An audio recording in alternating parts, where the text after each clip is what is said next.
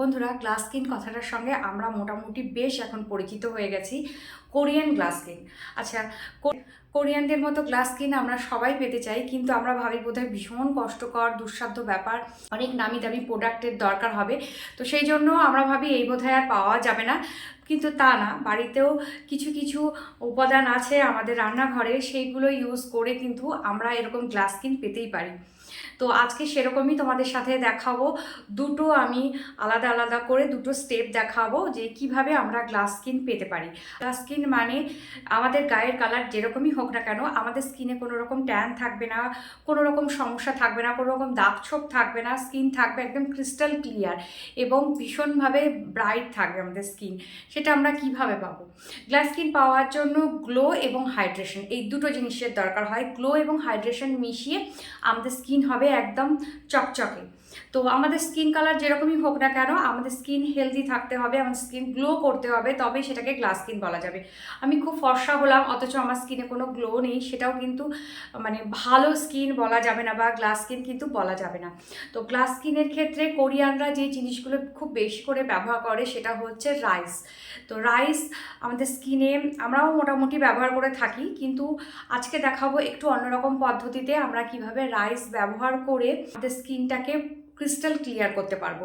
তো face pack বানানোর জন্য আমি এখানে একটুখানি চাল নিয়ে নিয়েছি। বন্ধুরা, যে কোনো চাল, তোমরা বাড়িতে থাকা যে কোনো চাল যেটা আমরা রেগুলার খাওয়ার জন্য ব্যবহার করি, তো সেই চাল দেখো আমি এখানে নিয়ে নিয়েছি। চালটাকে আমি একবার ধুয়ে নেব, ধুয়ে নিয়ে তারপর 2 ঘন্টার জন্য চালটাকে আমি ভিজিয়ে রেখে দেবো। 2 ঘন্টা পর ফিরে আসলাম, আর জলটা হালকা একটু সাদা সাদা টাইপের হয়ে যাবে। তো জলটাকে আমি সাইডে রেখে চলে যাব প্রথম যে ফেস প্যাকটা বানাবো সেটার দিকে। তো প্রথম ফেস প্যাক বানানোর জন্য একটা বাটিতে নেব 1 চা চামচ মতো চালের গুঁড়ো।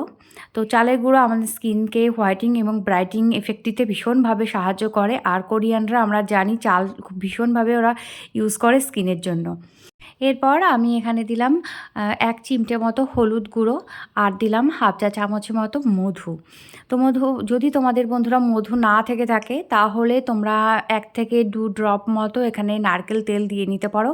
নারকেল তেলও কিন্তু খুব ভালো হাইড্রেশন দেয় আমাদের স্কিনকে।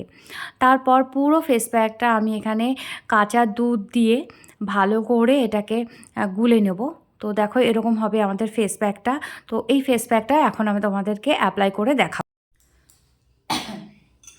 তো দেখলে বন্ধুরা, প্রথম স্টেপ হচ্ছে এটা। খুব সহজ, খুব সাধারণ একটা ফেস প্যাক। যে মোটামুটি আমরা এরকম ফেস প্যাক বাড়িতে তৈরি করতেই পারি। সবারই দুধ থাকে, মধু থাকে, চালের গুঁড়ো থাকে। বাই চান্স যদি মধু না থেকে থাকে তাহলে তোমরা এর মধ্যে একটুখানি কোকোনাট অয়েল দিয়ে দিতে পারো, মানে নারকেল তেল আর কি দিয়ে দিতে পারো তোমরা। আর এটা তোমরা রোজ লাগাতে পারো, কিন্তু সপ্তাহে 2 দিন ঘষাঘষি করবে আর বাদ বাকি দিন লাগিয়ে মুখটা ধুয়ে ফেলবে। কেননা আমি চালের গুঁড়ো দিচ্ছি। চালের গুঁড়ো যেহেতু একটু দানাদার থাকে, তো ঘষাঘষি করলে সেটা স্ক্রাবিংয়ের কাজ করে, আর রেগুলার স্ক্রাব করা একদমই ভালো না স্কিনের পক্ষে।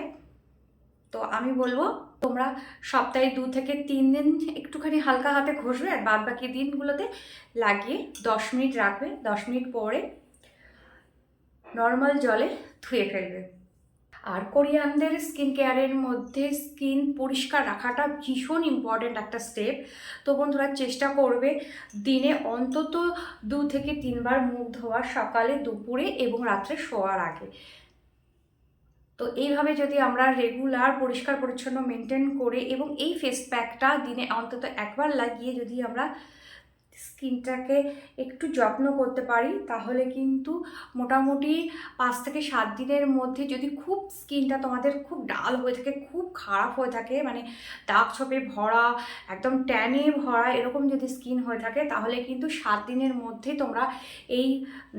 তোমরা ভালো ফল পাবে আর কি, দেখতে যে আমার স্কিনটা অনেক বেশি গ্লো করছে। আর যদি সেরকম সমস্যা না থাকে, তো 1 থেকে 2 দিনের মধ্যেই তোমরা বুঝতে পারবে তোমার স্কিনটা বেশ গ্লো করছে। তো 10 মিনিট পর হালকা হাতে এভাবে মাসাজ করবে। আমি আজকে করবো না, কারণ আমি কালকেই আমার স্কিনে স্ক্রাব করেছি। তো জাস্ট দেখানোর জন্য আমি আলতো করে এইভাবে করছি। তো এইভাবে আলতো করে ভালো করে যেসব জায়গাগুলো বিশেষ করে white heads are black heads থাকে সেইগুলোকে এইভাবে আলতো করে করে ডলে ডলে প্লেন জল দিয়ে মুখটা ধুয়ে ফেলবে।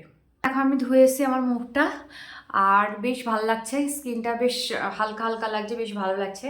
এবার এই ফেস প্যাকটাতেও আমি গ্লোটা পেলাম। এবার হাইড্রেশনটা আমি কি করে পাবো? হাইড্রেশন এবং গ্লো দেবে একটা সিরাম।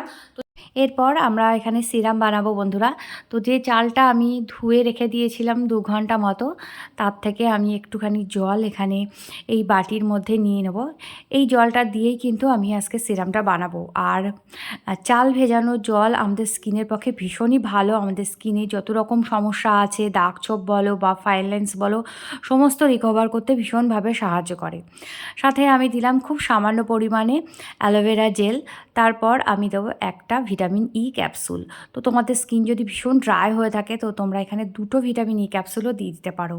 ভিটামিন ই এবং অ্যালোভেরা জেল আমাদের স্কিনকে হাইড্রেট করতে এবং বিভিন্ন রকম সমস্যা থেকে আমাদের স্কিনকে দূরে রাখতে সাহায্য করবে। তোমরা দেখলে যে এটা আমি কিভাবে বানালাম এই সিরামটা।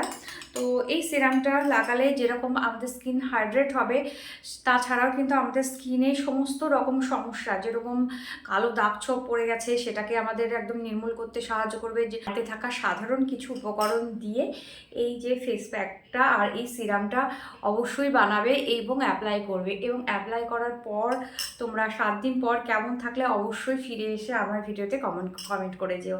আমি 100% শিওর খুব ভালো লাগবে তোমাদের এই যে ফেস প্যাকটা আজকে দেখালাম, সেই ফেস প্যাকটা এবং এইটা। তো এই সিরামটা তোমরা করে 7 থেকে 8 দিন অনায়াসে বাড়িতে রেখে দিতে পারো। অবশ্যই সেটা ফ্রিজে রাখতে হবে।